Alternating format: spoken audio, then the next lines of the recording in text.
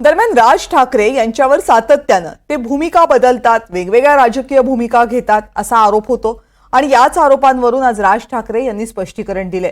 महाराजांची शपथ घेऊन राज ठाकरे यांनी कोहिनूर प्रकरण आणि ईडी संदर्भात पहिल्यांदाच जाहीर भाष्य केलं। सोबतच पंतप्रधान नरेंद्र मोदी यांच्या भ्रष्टाचार विरोधी भूमिकेबाबत राज ठाकरे यांनी निशाणा साधलाय। मी जे आता तुम्हाला जे सांगणार आहे, इथे समोर बाजूला इथे समोर महाराजांचा पुतळा आहे, त्याच्या समोर मी जे सांगीन ते शपथपूर्वक सांगीन। आता एवढ्याशा गोष्टीसाठी राज ठाकरे ईडीला घाबरला आणि मोदींची स्तुती करायला लागला। मला काय देणं घेणं त्या गोष्टींशी?